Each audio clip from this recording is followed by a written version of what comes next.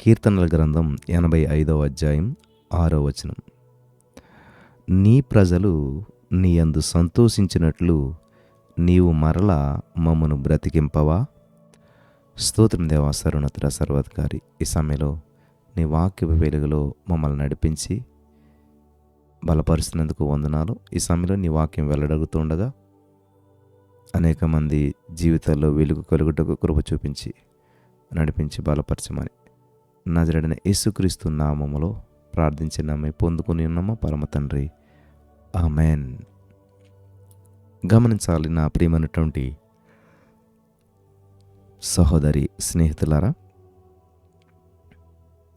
ఈ రోజున హృదయాలు మండే హృదయాలు. హల్లెలూయా. ఈ యొక్క వాక్యం వింటూ ఉండగా అనేక జీవితాల్లో పెను మార్పులు సంభవిస్తాయని చెప్పి నేను నమ్ముచున్నాను. ఫ్రెడ్ డి జార్విస్ గారు మరి ఒక మాట అంటూ వచ్చారు. ఏంటంటే, మృతతుల్యంగా ఉన్నటువంటి లోకానికి ఆధ్యాత్మికంగా శక్తిజనకమైనటువంటి క్రైస్తవ సంఘం కావాలి. ఉద్యమం మరి ప్రభావించినప్పుడు మతాసక్తిని తుడిచిపెడుతుంది. క్రైస్తవులు అప్పుడు తమ యొక్క బాధ్యతలను, ప్రాధాన్యతలను గుర్తిస్తారు అని చెప్పి ఫ్రెడ్ డి జార్విస్ గారు అన్నారనమాట. రోజు రోజుకు లోకంలో మరింత నిర్దేవత్వం అంటే ఏంటంటే దేవుడు లేనటువంటి తత్వం. నిర్దేవుడు అంటే ఇంకా దేవుడు లేడు, దేవుడి మీద ఆధారపడటం లేదు, దేవుని పట్టించుకోవడం లేదు. ఈ రోజుల్లో అది చాలా ప్రబలిపోతూ ఉందన్నమాట, పెరిగిపోతూ ఉంది. ఇదివరకటి కంటే ఇప్పుడు లోకం మరింత గందరగోళంగా, చిందరవందరగా మారిపోతుంది. నాగరిక అనేటువంటి చీకటిలో, ఆ చీకటి కాలంలో మనం మనుగడ సాగిస్తూ ఉన్నాం. అనుదినము ఆధ్యాత్మికమైనటువంటి జీవిత రంగంలో మరింత కారు చీకటి చోటు చేసుకుంటుంది.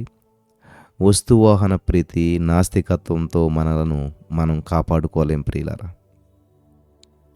మన ఆధ్యాత్మికమైనటువంటి నూతనత్వం, మనకు ఆధ్యాత్మికమైనటువంటి నూతనత్వం కావాలి. సిసలైన మేలుకొలుపు తప్ప మనల్ని కాపాడే మరో సాధనం ఏది లేదు. అందుకనే నీ ప్రజలు నీ యందు సంతోషించినట్లు నీవు మరలా మమ్మను బ్రతికించవా? కీర్తన 85:6 అనేదే మన ప్రార్థన కావాలి. నిన్న కాలి బూడిదైపోయినటువంటి అగ్ని ఈరోజు మన జీవితానికి ఏం ప్రయోజనం చేకూరుస్తుంది? మన ఉద్యమంలో మండేటువంటి మరి ఉద్భవించాం.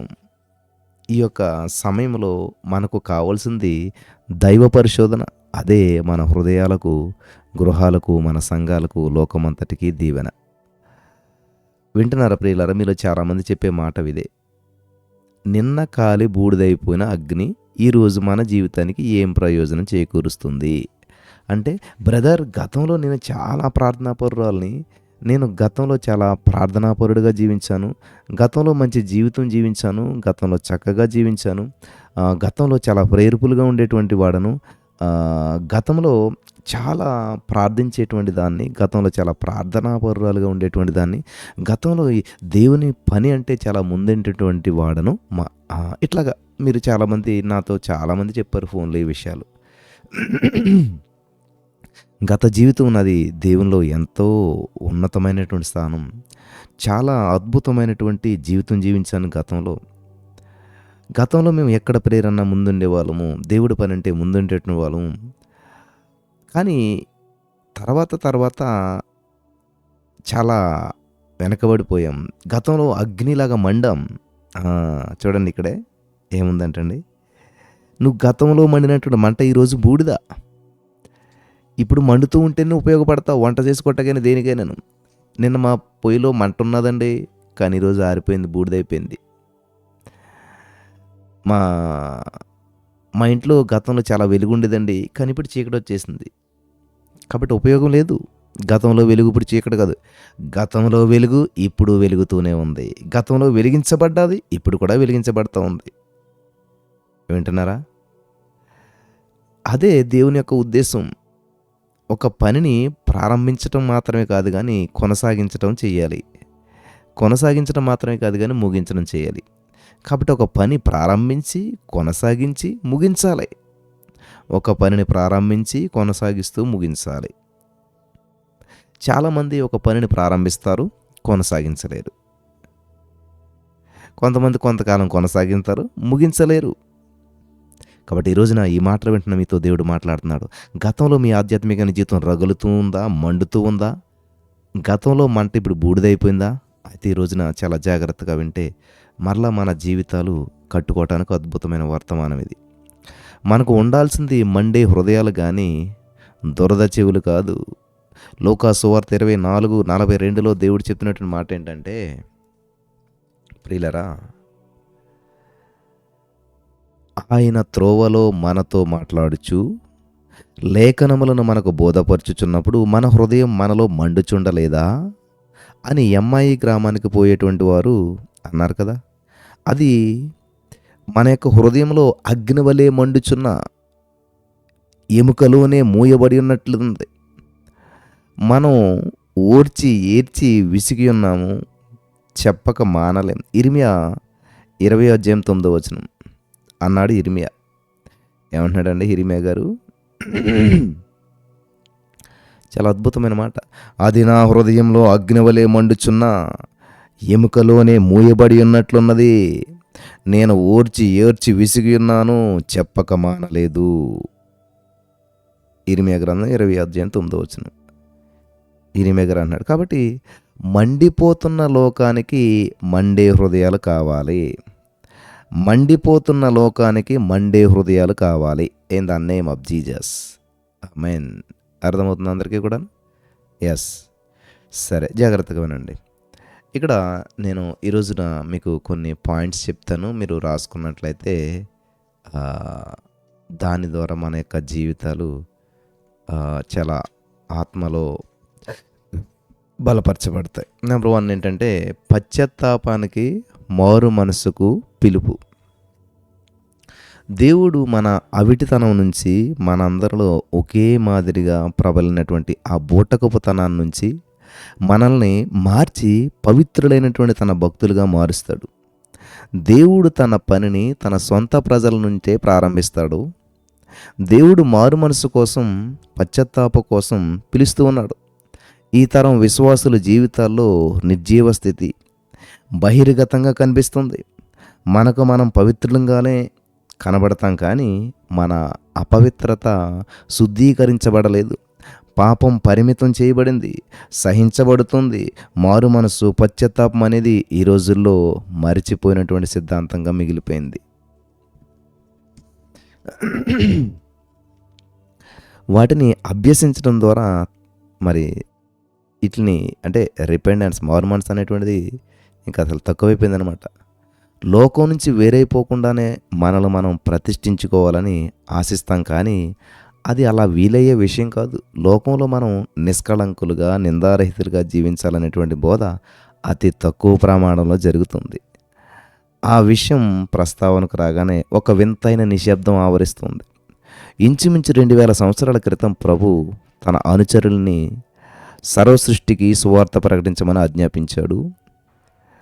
ఆది సంఘం ఈ యొక్క ఆజ్ఞను తూచా తప్పకుండా పాటించింది. యూదులేమి, గ్రీసులేమి, ఆసియాలో కాపురం ఉన్న వారందరూ కూడా ప్రభు వాక్యం విన్నారు. అపోస్తలుల కార్యం 19:10. ఆకాశం క్రింద ఉన్న సమస్త సృష్టికి ప్రకటించబడినట్టు ఈ యొక్క సువార్త వలన కలుగు నిరీక్షణ నుంచి తొలగిపోక విశ్వాసమందు నిలిచినటువంటి ఇది మీకు కలుగును.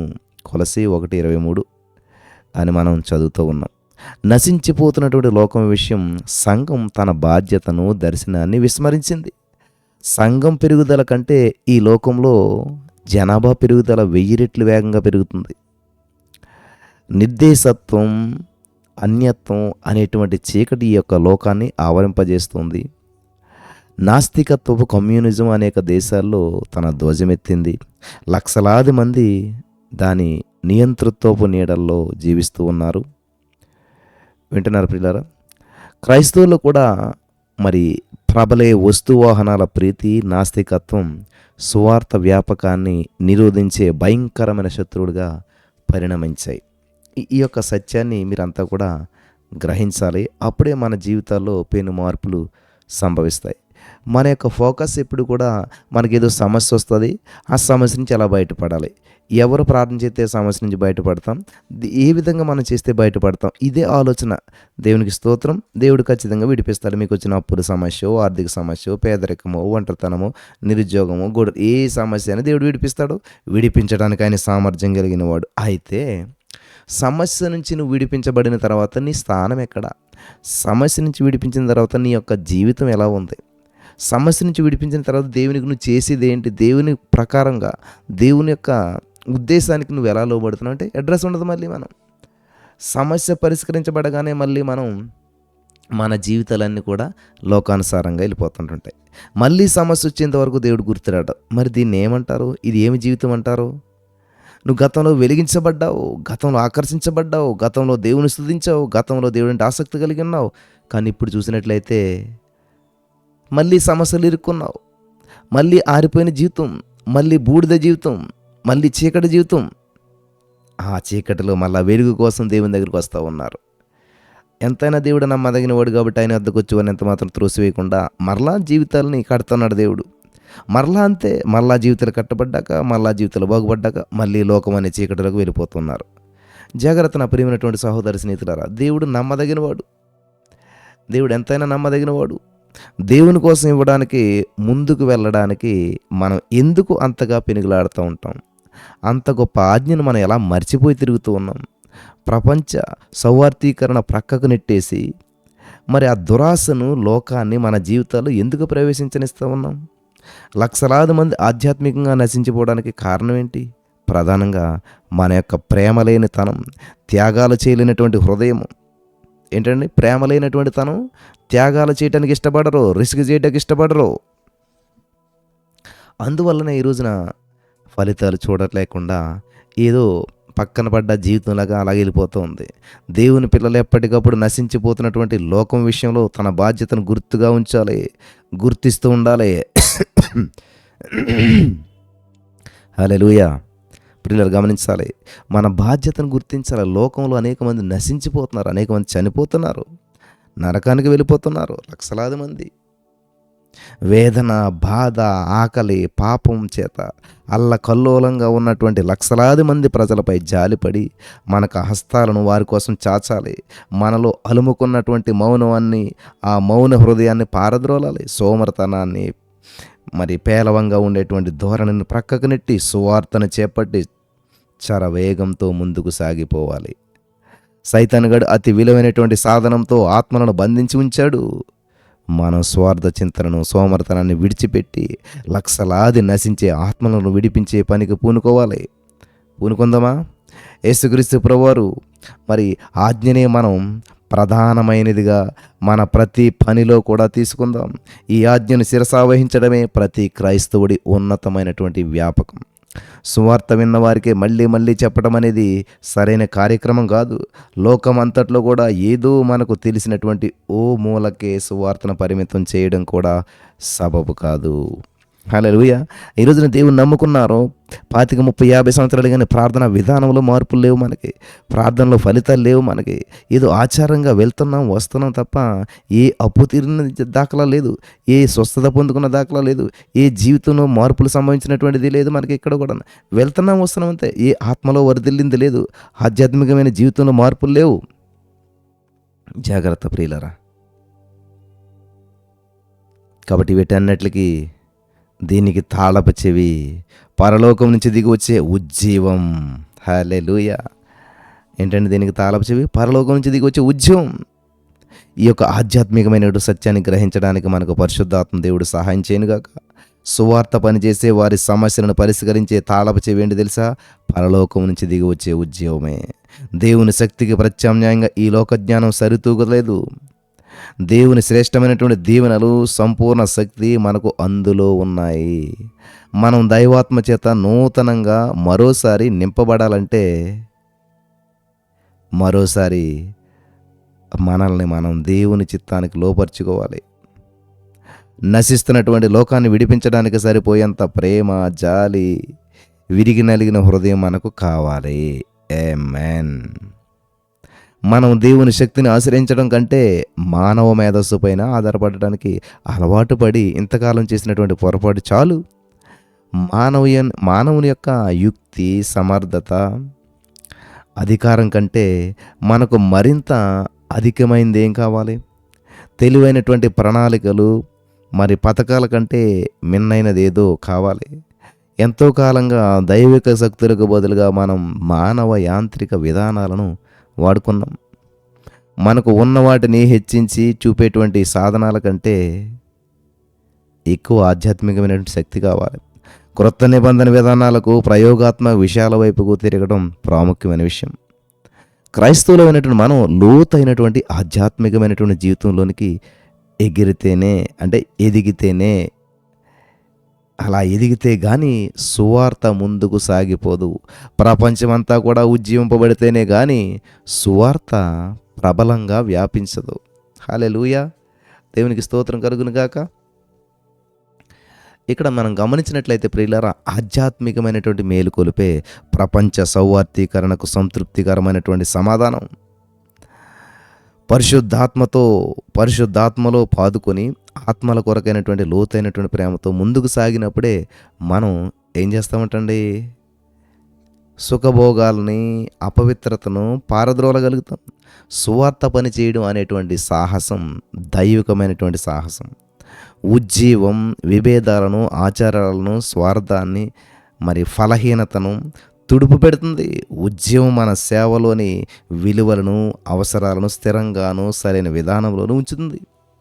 మనం ఆధ్యాత్మికమైనటువంటి నిరాశ, నిస్పృహలకు చేరుకున్నప్పుడే ఉద్యమం సంభవిస్తుంది ప్రియులారా. మనం ఉద్యమాన్ని గురించి మాట్లాడతాం కానీ దాన్ని పొందడానికి అవసరమైనటువంటి వెల చెల్లించడానికి మాత్రం సిద్ధంగా ఉండం. మన హృదయంలో పవిత్రమైనటువంటి అగ్ని రగలాలి. పరలోక సందర్శన మన హృదయంలో కలగాలి. మన ఆధ్యాత్మికమైనటువంటి శుద్ధి జరగాలి. మన మద్యంతో మత్తులంగా ఉండకుండా ఆత్మపూర్ణులుగా ఉండాలి. ఆమేన్. మన హృదయంలో వెచ్చదనం కావాలంటే మనం ఆత్మచేత నింపబడాలి. మనిషి తయారు చేసినటువంటి మద్యంతో ఈ లోకం మత్తిల్లుతుంది, కానీ దేవుని ప్రజలు మాత్రం మద్యంతో మత్తులు కాక ఆత్మపూర్ణులుగా ఉండాలని చెప్పి సవాలు చేయబడుతుంది. ఎఫెసీ పత్రిక 5:18లో. మనం ఈ రెండింటి మధ్య వేలాడేటువంటి అవసరం లేదు ప్రియులారా. జాగ్రత్తగా వింటున్నారు కదా. కఠిన హృదయాలు, వంగనటువంటి మెడలు మనకు చాలా ఉన్నాయి. భారభరితమైనటువంటి హృదయాలను యేసుక్రీస్తు ప్రభువారు తీసుకుని వాటిని మండుతూ ఉండే ధన్యమైనటువంటి హృదయాలుగా మార్చగలిగినటువంటి వాడు మన దేవుడు. ఆమేన్. మృత తుల్యమైపోయినటువంటి లోకాన్ని రక్షించడానికి ప్రతిష్ఠించబడినటువంటి శక్తిజనకమైనటువంటి సంఘం కావాలి. మన గమనాన్ని మళ్లించుకునేటువంటి సమయం ఇదే. మన విధానాన్ని మళ్లించుకునేటువంటి అదును ఇదే. పొడిగా నిర్జీవంగా ఉన్నటువంటి మన నాగరికతను మార్చుకునే కాలం వచ్చేసింది. ఆమేన్. హల్లెలూయా. Thank you Jesus. హల్లెలూయా. Thank you Lord. Thank you Jesus. Thank you Lord. Thank you Jesus. Thank you Lord. హల్లెలూయా. హల్లెలూయా. హల్లెలూయా. హల్లెలూయా. హల్లెలూయా. Holy spirit of God. Thank you Jesus. Thank you Lord. Thank you Lord. వింటున్నారా నా ప్రియమైనటువంటి సహోదరి స్నేహితులారా? పరిశుద్ధాత్మ దేవుడు మీ జీవితాన్ని వెలిగించాలని చెప్పి ఆశపడుతున్నారు. ఈరోజు మీ జీవితంలో గొప్ప కార్యాలు చేయాలని చెప్పి ఆశపడుతున్నాడు. పరిశుద్ధాత్మ దేవుడు మరి మీ జీవితాలను కట్టాలని, ఆధ్యాత్మికమైనటువంటి జీవితాల్లో అద్భుతాలు చేయాలని చెప్పి ఆయన ఎంతో ఎదురు చూస్తూ ఉన్నాడు. హల్లెలూయా. ఇష్టపడుతున్నారా? వెలిగించబడాలనుకుంటున్నారా? జీవితాలు కట్టుకోవాలని చెప్పి ఆశతో ఉన్నారా? దేవునికి మహిమ కలుగును గాక. హల్లెలూయా. Thank you Jesus. హల్లెలూయా. Holy spirit of God. Thank you Jesus.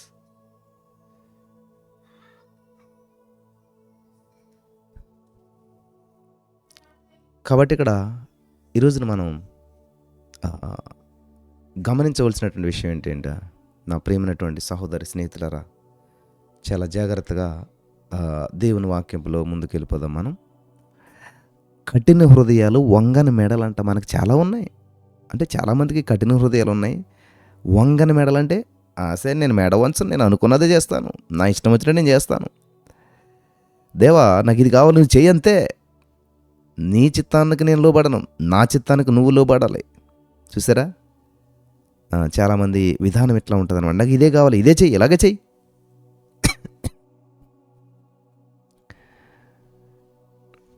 కాబట్టి ఈ రోజున ఆధ్యాత్మికమైనటువంటి జీవితంలో ఉద్యమం రాగలటమే అన్నిటికీ మూలం.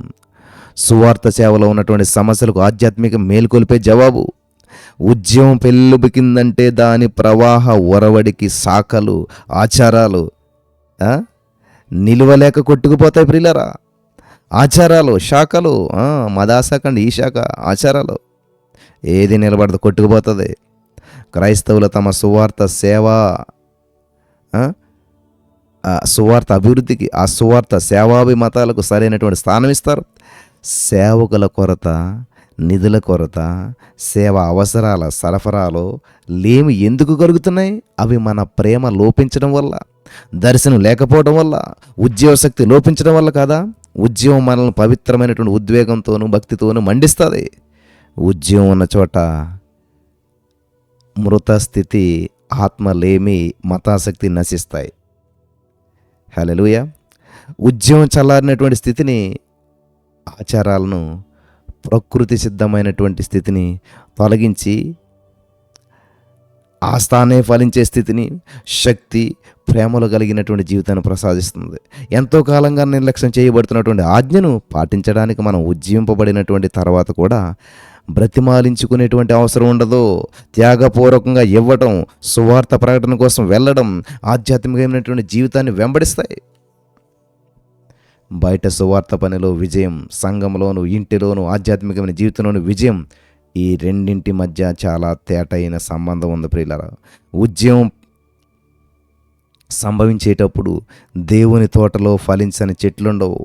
కాలయాపన చేసేవారికి ఆయన ద్రాక్ష తోటలో పని ఉండదు. మన పలుకుబడి, ధనం, సమయంతో దేవుణ్ణి దోచుకోలేము. మన సంపూర్ణ ప్రేమ విధేయతలతో ఆయన్ను గణపరుస్తాం.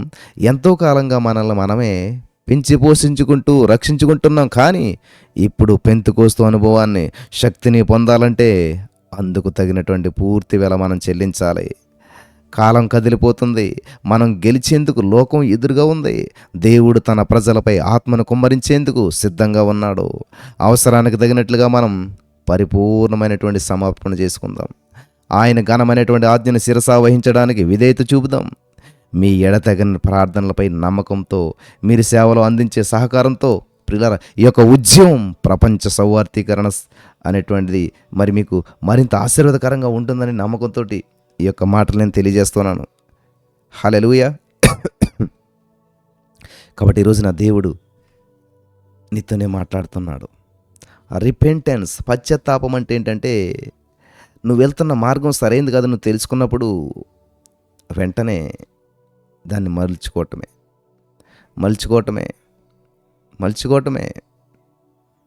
కాబట్టి ఈ రోజున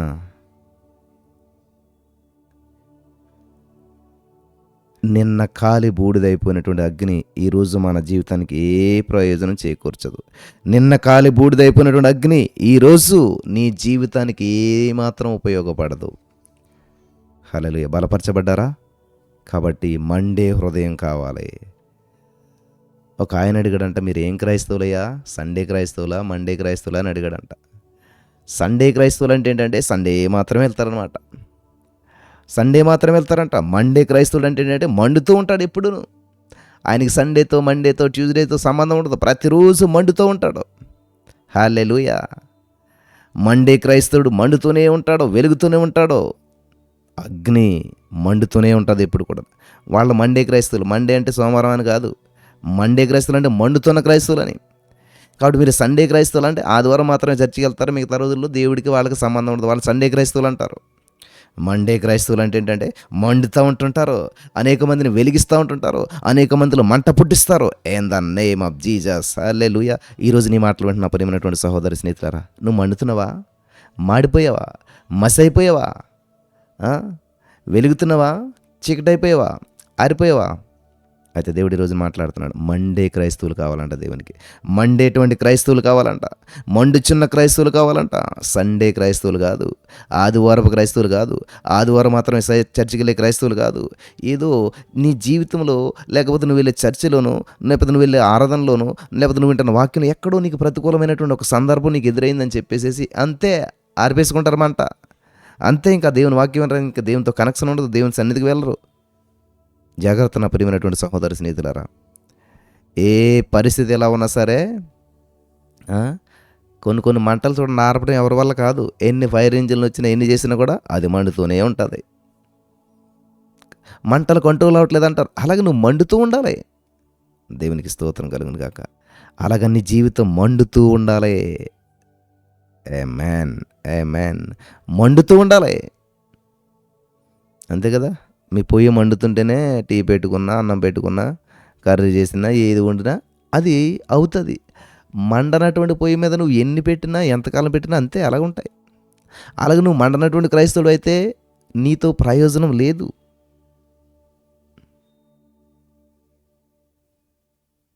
మండనటువంటి క్రైస్తవుడు అయితే ప్రయోజనం లేదు. కాబట్టి సండే క్రైస్తవుల వల్ల ఏ విధమైన ఉపకారం లేదు ప్రియులారా. మండే క్రైస్తవులుగా కావాలి. మండుచున్న క్రైస్తవులుగా ఉండాలి మనం. పరిశుద్ధాత్మ దేవుడు మరి ఈరోజు మీలో మంట పుట్టించడని నేను నమ్ముతున్నాను. హృదయం మండిందా? ఈ వాక్యం వింటున్నప్పుడు నీ హృదయం మండుతుందా? ఎస్, నేను నిజమే గతంలో ఎంతో ఆసక్తిగా ఉండేటువంటి దాన్నే, గతంలో ఎంతో ముందుకుండేటువంటి దాన్నే, గతంలో దేవుని వాక్యం అంటే పరుగులు తీసేదాన్నే, గతంలో ఇదిగో టైం అయిపోతుంది లైవ్ అది అది అని చెప్పి ఎంతో ఆసక్తి ఉండేదే, గతంలో దేవుని వాక్యానికి పరుగులు తీసేదాన్నే, గతంలో దేవుని సందులో ముందుకెళ్ళేటువంటి దాన్ని. కానీ ఇప్పుడు ఆరిపోయాను జీవితం, ఆధ్యాత్మికంగా బూడిదైపోయింది నా జీవితం అనుకుంటున్నారా? అయితే ఈరోజు దేవుడు మీతో మాట్లాడుతున్నాడు. ఇది అనుకూల సమయం. రిపెంటెన్స్ అంటే పశ్చాత్తాపం అంటే ఏంటంటే అవునవును అని తెలుసుకోవటమే. ఎస్, అలా ఉండేటువంటి నేను నిజమే ఇప్పుడు అంతగా లేను, నేను ఇప్పుడు అంతగా ప్రార్థించలేదు, ఇప్పుడు అంతగా లేవట్లేదు. ఇన్నాళ్ళ 3 గంటలకు ప్రేయర్ అంటే 2:30కి లేచి స్తుతించుకునేదాన్ని, 3:30 కంటే 3 గంటలకు లేచి రెడీగా ఉండేదాన్ని. కానీ ఇప్పుడు 3:30 ప్రేయర్ అంటే ఎర్లీ మార్నింగ్ 4ింటికో 4:30కో వస్తున్నాను, లేకపోతే ఆ చివరి శక్తివంతమైన ప్రార్థనలో పాలు పంచుకుంటున్నాను అంతే కదా. అయితే ఈ రోజున మనం సరి చేసుకుందాం. పశ్చాత్తాపడతాం ఏంటంటే అవును నేను ఇలా ఉన్నాను, అది కాదు కదా అని చెప్పి ఆ యొక్క మరి ప్రతికూల పరిస్థితుల నుంచి మళ్ళీ అనుకూల పరిస్థితులకు రావటమే, దేవునికి దగ్గరగా రావటమే. పరిశుద్ధాత్మ దేవుడు మీకు వెలిగింపునిచ్చి మిమ్మల్ని మండింపజేసి నడిపించి బలపరచునుగాక. ఆమేన్.